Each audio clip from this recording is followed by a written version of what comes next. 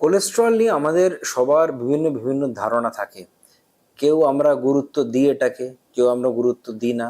কেউ আমরা বলি একই জীবন, যত পাই খেয়ে নিই। আর কারা কারা আমাদের মধ্যে আছে যারা খুব রেস্ট্রিক্টেড এবং খুব হেলদি ডায়েট নেন। নমস্কার, আমার নাম doctor Soumya Guha, senior consultant, CTVS surgeon, BM Birla heart research centre, Kolkata. আর আমরা আজকে এই কোলেস্ট্রলের বিষয় নিয়ে একটু চর্চা করব।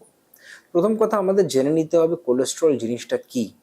আমাদের শরীরে এটা কি একটা ফরেন জিনিস নাকি ভেতরে থাকে সবার?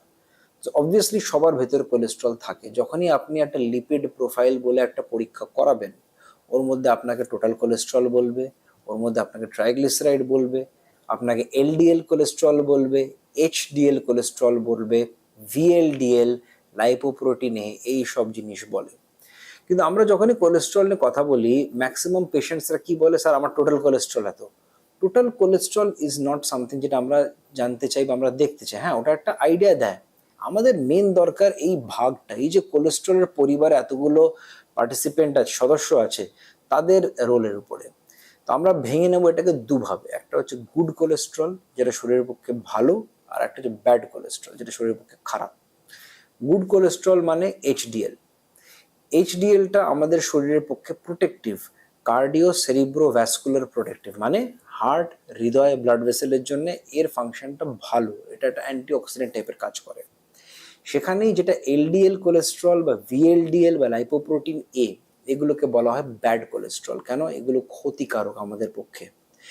এই সব রকম কোলেস্ট্রল আমাদের শরীরে কিন্তু নর্মালি নিজের পরিমাণে থাকে।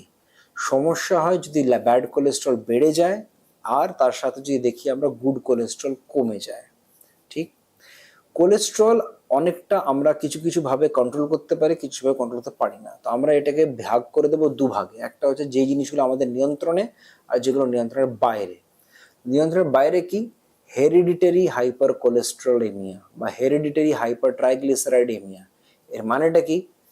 এটা হচ্ছে by genetic, as part of our gene pool, by birth এটা আমাদের কাছে থাকে জেনেটিক মিউটেশনস এর জন্য। কেউ কেউ আমরা আছি যারা ডায়েট ঠিক রেখেও আমরা দেখি কোলেস্ট্রল ট্রাইগ্লিসারাইড খুব হাই, তারা এই পার্টিকুলার ডিজিজের সদস্য হয়। এবং সমস্যা কি হয়, যাদের এই হেরিডিটারি প্রবলেম থাকে, আমরা তাদের মধ্যে দেখেছি সেই পরিবারে হার্টের রোগ বা ব্রেনের রোগ, মানে ব্রেন স্ট্রোকের চান্স অনেকটা বেশি হয় সাধারণ জনতার তুলনায়। তো এই সব পেশেন্টদের আমরা দেখেছি, যদি আমরা 35 বছর থেকে স্ক্রিনিং করতে শুরু করি, তাহলে ওদের পক্ষে বেটার। নর্মালি আমরা বলি আপনার 40 বছর হয়ে গেছে, আপনাকে একটা অ্যানুয়াল হার্ট চেক আপ করা উচিত।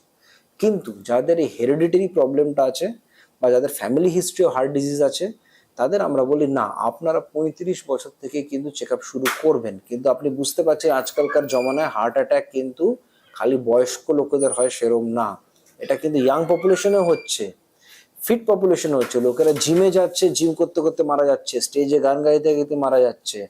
অ্যাথলিট যারা এককালে শুটিং চ্যাম্পিয়ন ছিল, তারা মারা যাচ্ছে হার্ট অ্যাটাকে। তো এই ডিজিজটা disease of the old age আর কিন্তু রইল না। এবার সেকেন্ড জিনিস হচ্ছে মডিফাইবল। মডিফাইবল মানে আপনার ডায়েট, আপনার লাইফস্টাইল। আমরা দেখেছি যাদের খুব আনকন্ট্রোল ব্লাড সুগার হয়, যারা ওবেসিটি হয়, হাই বডি মাস ইন্ডেক্স হয়, এবং যারা প্রচণ্ড ইররেগুলার ডায়েট বা ফাস্ট ফুড বেসড ডায়েট খায়, তাদের কিন্তু কোলেস্ট্রল, ব্যাড কোলেস্ট্রলটা সবসময় হাই থাকে। ভেজিটেবল অয়েলসের মধ্যে পাম অয়েল এরকম একটা জিনিস যেটা রোড সাইড ফুডে বেশি ইউজ হয়, সেটা কিন্তু ভেরি ব্যাড ফর হেলথ, সেটা কোলেস্ট্রল মাত্রা বাড়িয়ে দেয়। আদার ভেজিটেবল অয়েলস যেরকম আপনার সানফ্লাওয়ার, স্যাফলয়, রাইস ব্র্যান ইত্যাদি, অলিভ, এরকম অনেকগুলো আছে যেগুলো মাছ healthier option when compared to palm oil. Plus আপনি যত ফ্রাইড ফুড নেবেন, যত ফাস্ট ফুড নেবেন, এগুলো কিন্তু সব আপনার কোলেস্ট্রলের পরিমাণ বাড়াবেই।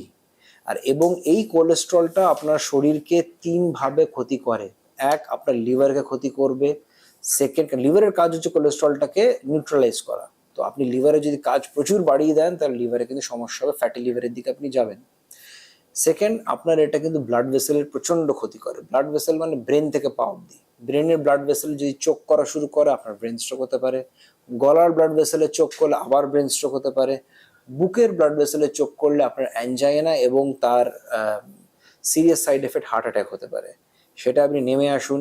এটা যে আপনার মহাধমনীতে যদি ডিজিজ শুরু করে, আপনার আয়োটিক ডিসেকশন হতে পারে। আপনার কিডনিতে গেলে আপনার কিডনি ফাংশন কমতে পারে।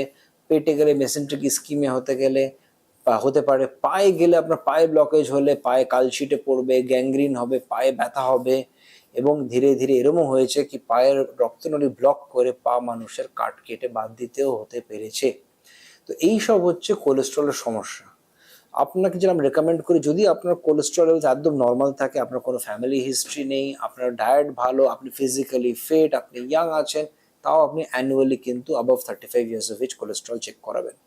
এবার যদি দেখছেন আপনার কোলেস্ট্রল খারাপ আছে, আপনি অলরেডি অন মেডিকেশনস চলে গেছেন বা ডায়েট মডিফিকেশন, লাইফস্টাইল মডিফিকেশনে গেছেন, তারপর আমরা রেকমেন্ড করি এভরি 3 মান্থস যেন চেক করান। কেন কি পারপাস অফ ট্রিটমেন্ট হচ্ছে কি আপনার এলডিএল কোলেস্ট্রলটাকে আমাদেরকে বিলো 80% নর্মাল আর বাই মোর দ্যান 20% রিডাকশন করতেই হবে আমাদেরকে, সেটা হচ্ছে আমাদের টার্গেট।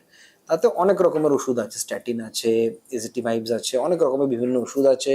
ডায়েটিশিয়ানের সাথে কথা বলে আমরা ডায়েট কন্ট্রোল করতে পারি, এক্সারসাইজ বাড়াতে পারি, সেডেন্টারি লাইফস্টাইলের ওবেসিটি আমরা কমাতে হবে।